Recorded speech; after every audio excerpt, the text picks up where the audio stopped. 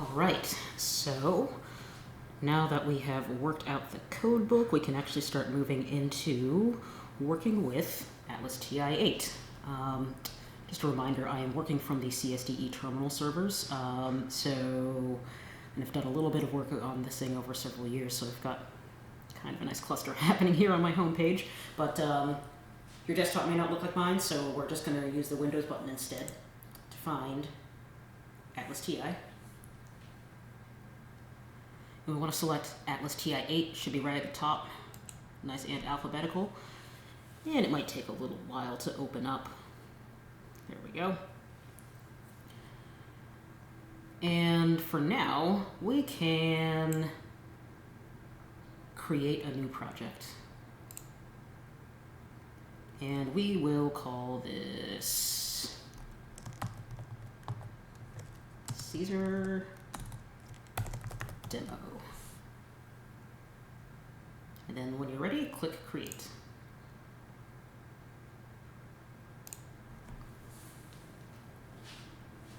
And this might take a little moment. There we are. All right, let's go ahead and maximize our window so we can see everything a little bit better. And feel free to, under the Explore pane to the left, feel free to expand that a little bit. It's gonna get populated pretty soon here as we work through the interface. So taking a look around at what's available to us here, we've got a couple of tabs up top on the left. Obviously, File should be familiar for saving files. The Home tab, which is what it should default to every time that you open, where you can then click the button to add documents, codes if you like, quotes, etc. There's the Search tab, which I don't think we'll get into today, but maybe in a future lesson we'll get to the Search tab. Analyze is where you can carry out some of your cool data analysis functions, cool representations, etc. Import, export. You can import and export all kinds of really fun stuff into Atlas.ti. We will work with importing the codebook at this time. And then finally, tools and support. This can help you stay organized. Obviously, like finding redundant codings can actually be really helpful for you, especially if your codebook starts to get really, really big. It's just a tool that you can take advantage of as you progress through your project. For now, let's click on the Import and Export tab. And on the left-hand side, where it says Import, we want to click on Codebook and import from Excel. And then the checkbox for My Data Contains Headers should already be filled. So click the little folder to the right, and let's head back to the Downloads folder where we're working with our primary documents. And click on your folder, and then it really should only be the career code book that shows up because it's the only Excel document in there. Go ahead and click Open and Import. This might take a moment as well. There we are. And now, if we take a look again to the left at the Explore pane, we'll see now that we have 70 codes and 12 code groups. So let's go ahead and open the little down arrow for the codes. And here is a listing of everything we have. And if you recall from the Excel document we were working with, I kind of preset it so that certain entries had an assigned color. Those dots now correspond to those colors. This makes it very easy for you to kind of track what is associated with what as you're working through your project. And additionally, close up codes here, we can do the drop menu for code groups as well, where we can see, again, those categories, those major categories that we distinguished in the third and fourth columns are now being used as a way of clustering codes. So again, another way to examine this. Let's take a look at employability, for example. Now we can see all of our employability codes down here. And perhaps let's take a look at maybe obstacle. There we go. Everything that's been listed as an obstacle to finding a job listed over here as well with coordinated color. It's really nice. And one quick other note before we move on about the color coordination. So if you take a look here at hashtag institution or pound institution up here, these ones didn't receive a color. The text was all black in the Excel file, and you can see that the color is now hollow. That actually indicates that these entries are in a way unassigned, and you can always update that later. However, I recommend if you do have a strong desire to color code your entries for your code book, definitely take care of that in Excel. It's a little bit more involved in Atlas.ti to do so. But in the meantime, let's collapse these a little bit, free up our room. All right, the next thing that we need to do is add some documents. So if you click on your Home tab, there's a nice big button here that says Add Documents. Then let's head back to our Downloads folder.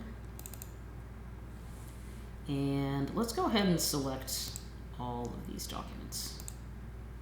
Lateral 7.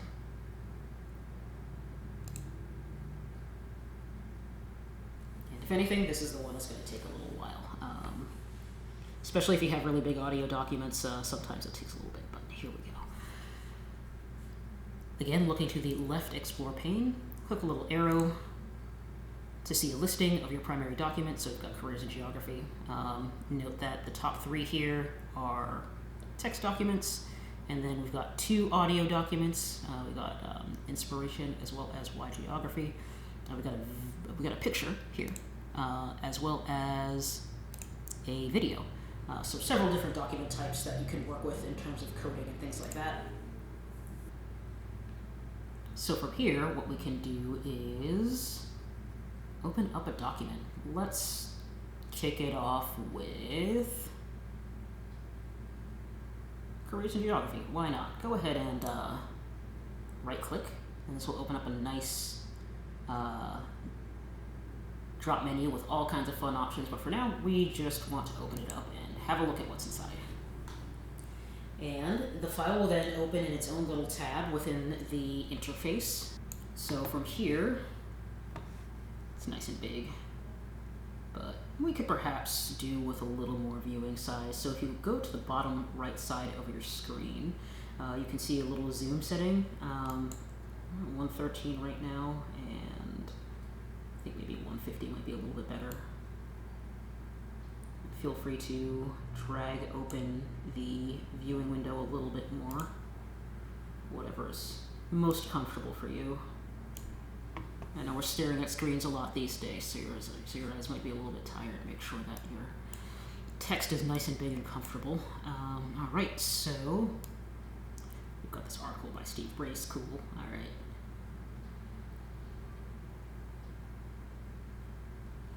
And I believe this article was covering some work from the Royal Geographic Society, so there's quite a breadth of topics discussed here in an international context, which is pretty interesting. But for now, let's scroll down a wee bit, and let's head to the first highlight here, where this article talks about the Royal Geographic Society's ambassador program. Basically, all the Royal Geographic Societies, an international academic association for geographers based out of Europe. They created this thing called the Geography Ambassadors Program, where they would send working professionals and instructors, etc., to schools, especially primary and secondary schools, to teach kids about the career potentials of geography, as well as giving them some sort of hands-on opportunities to work. As you can see in the image below, we've got a student in a very sweet-looking uniform, and this surveyor, probably an ambassador here, showing this student how to use surveying equipment. So really cool opportunities here. And as you can see, the highlight is a little bit awkward on this PDF. That's just a thing that one will deal with at times, just with the way that this PDF was produced. But nonetheless, we can still work with it. So, aiming around where you see the yellow points, the yellow region on the right side, we're going to highlight the sentence that says, quote, a further resource which can be used is the RGS's Geography Ambassador Program.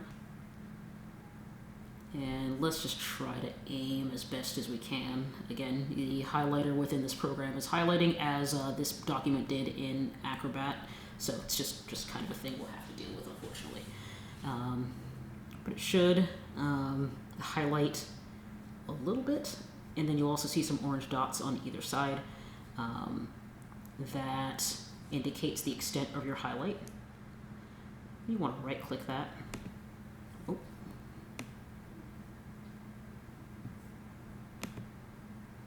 And you want to right click that. And let's do list coding. We should have some options here as to what to list code this as. So list coding will pull up all the codes from your codebook that you've already generated. And this would perhaps, I read this as an institutional intervention. That was a code that was developed earlier on. Feel free to expand this window as well, just so you can see the contents a little bit better. Let's drag that out. All right, so broadly institutional intervention, sure. You can maybe classify this as community projects activism. And sure, advertising marketability, sure. That's what the Ambassadors Program does. And for these, you can, if you have multiple codes that you'd like to assign, feel free to fill in those checkboxes. And let's backtrack a little ways. For the institution characteristics, using the pound sign here to represent that, since it's a characteristic that we're coding for. Yeah, professional or academic society. I think that fits pretty well. And at that, so we can assign 3 codes to this particular quote. When you're ready, go ahead, click OK. And we'll resize a little bit more here, just so you can take a look at how these things are starting to lay out. Now, if you look to the right side of your screen, you'll see these 3 codes listed as they are assigned to this little highlight here. The sentence that is marked that says a further resource, etc. Now, if at any point you're like, actually, I don't think that I like that one, or if you that code, or if you accidentally selected one, you're like, oh no, that's not right. You can simply right-click on a code and click unlink, and then that will remove the code from that particular entry. All unlinking does is remove the code from that particular entry. It will not remove it from your file, so not to worry if you make any mistakes and you have to backtrack or remove things. Not a huge deal.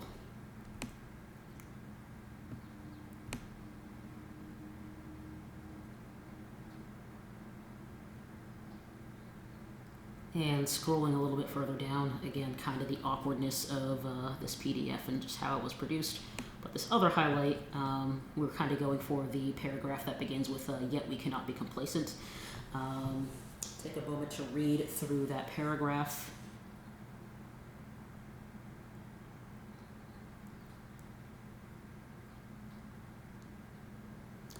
So this paragraph is kind of discussing some amount of stratification that's happening in geography education at some schools. So this is an interesting one. I think that there are probably some codes that exist within our code book that can apply here, but we might have to create a new one. First thing that we can maybe do is open up the code manager. So if you click on Home and then Codes,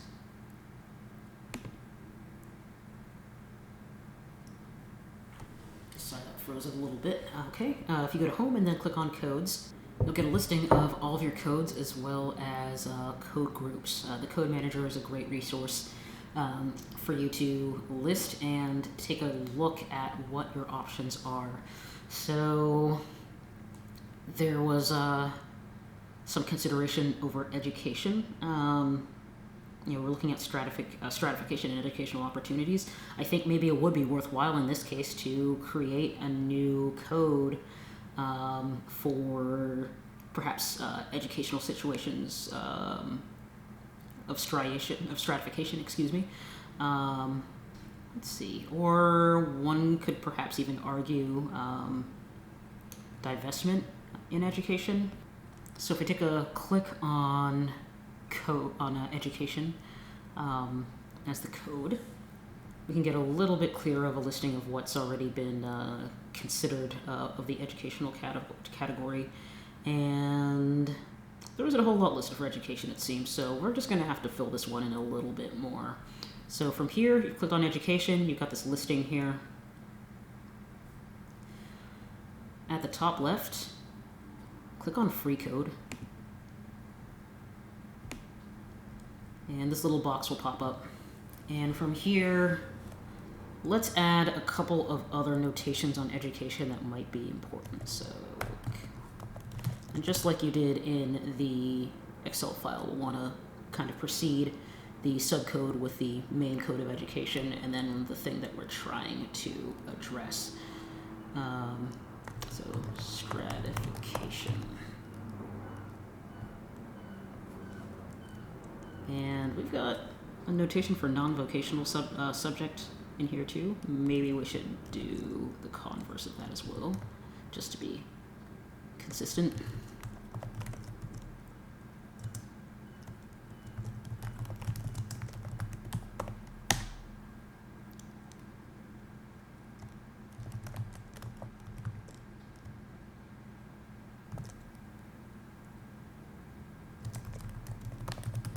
And let's make a notation for educational investment too, because I think in reading that, kind of both are happening. Stratification, meaning that certain communities are not being provided with these adequate resources for geography education, whereas some other communities have had proper or at least sufficient investment. So we can make note of both of those things in that discussion. And from here, just go ahead and click create. All right.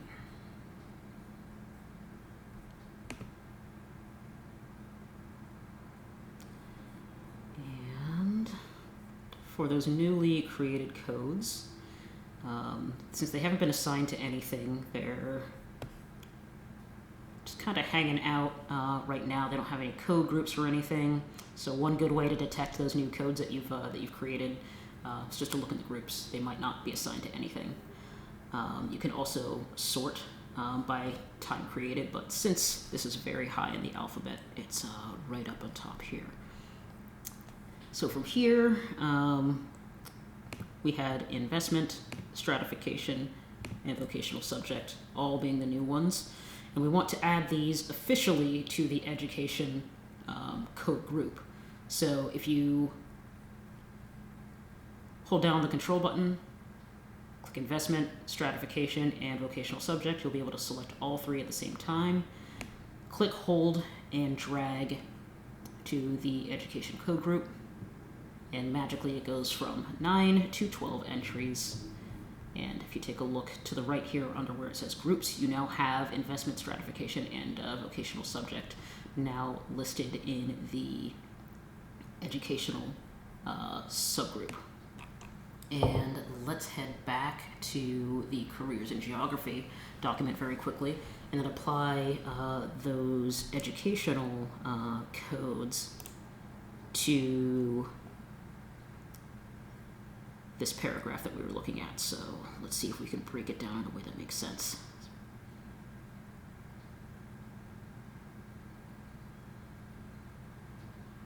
We'll start it repeatedly just so that it's a little bit cleaner. Then from here, Let's go back to list coding. We'll go with stratification on this one. And click OK there. Then if we head back to our code manager and take a look at education stratification, now that has a groundedness entry of 1. All groundedness means is the number of times that that particular code shows up in your workspace among your documents. All right, and since this was such a short article, I think we can stop with this demonstration within here for now. So let's go ahead and close that document window. And let's head back to the Home tab. And let's go ahead and close the Code Manager too for now, so we can work with a blank slate. Okay, and from here, let's take a look at Geog Education. Let's go ahead and open that. And expand this window a little bit more, just so we can see a little better. And let's have a look-see at what this article has to offer. Hopefully it will be a little bit easier to highlight. So let's scroll down to the bottom of the first page. We've got a yellow highlight here where the sentence says, for example, one recent review emphasizes that while jobs involving the use of geographic information systems, GIS, may number in the vicinity of 500,000, this does not mean that these jobs will lead to careers in GIS. Okay, so looks like we're talking about some sorts of employment prospects as far as thinking about this in terms of our coding system. There was a code situation for geospatial technologies, including GIS, so let's repeat that step as previously done one more time.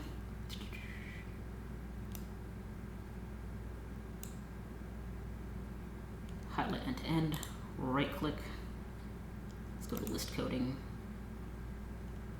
and let's search for GIS. And expand that a little bit.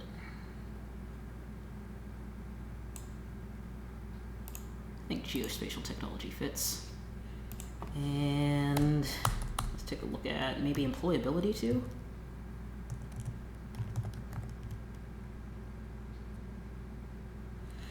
Yes, so taking a look at the employability definition, this came actually from one of the other articles. External factors, basically conditions that preclude searching for employment, such as economic opportunity, etc. Individual factors, one's perhaps own academic achievement, personal interest in a topic, etc. And of course, personal circumstances too are greatly important. I think in particular, this would be appropriate to be discussed as an external factor as far as employability goes, because they seem to be talking about the availability of jobs for people to walk into, but not necessarily the individual kind of training or aspect that might impact somebody's ability to get a job. So we'll go with external factors to code this one. Let's click OK.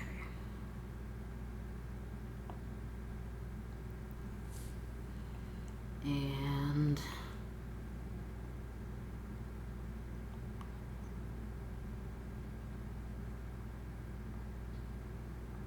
from here, I'm gonna browse a little bit and see if there's something worth assigning a quote to.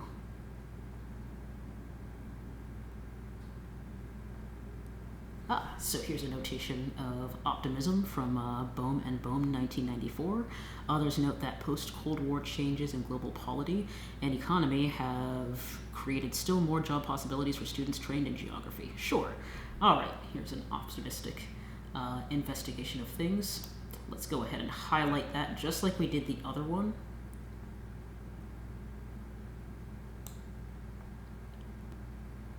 Either in the top left of your screen, you can click Create Free Quotation, or if you right-click, the top option is also Create Free Quotation, whichever you prefer. We're going to create a free quotation. And all that does is it tags a line in your document that you think is important, and this will be a quote that can come up. You can also code this particular quotation if you like. So you do list coding. I'd say maybe that's another external factor. It seems that geopolitics have had a pretty significant influence on employment prospects, so that's pretty interesting. We'll do that one as well. Click OK. Just like that. And now your free quotation now also has a code assigned to it. Let's very quickly go back to the code manager. And you can see now that we've used employability twice. It is now appearing grounded as 2. Whereas the other ones are currently sitting at 1. And if we scroll down a little ways, we've got another highlight here, kind of pre-planned highlight here, at the beginning of a paragraph that starts with, at our institution, we coordinated with the Campus Career Center in order to provide geography majors with an opportunity to participate in mock interviews. Sounds pretty cool. So let's one more time give this a highlight.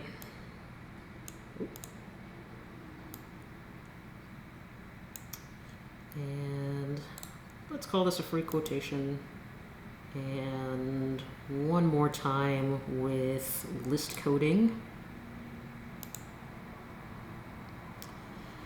Let's assign a code or 2. This sounds like an institutional intervention and an educational one at that. So we'll do hashtag institution educational, and let's go to institutional intervention.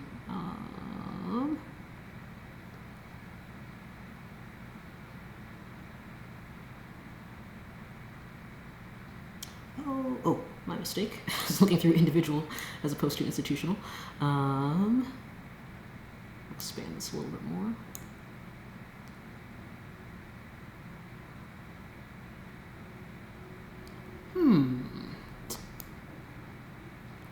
So it looks like, as far as an institutional intervention goes, like we could say maybe vaguely focused curriculum, but actually I think this one might warrant the development of a new code. So we'll stick with the first one that we did for now, the institution educational.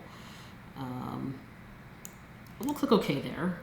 This one more time, right click, and let's go to open coding. I think this is one that's worthwhile in terms of creating a new code. So from here we'll do institutional intervention, career skills development, or maybe provide.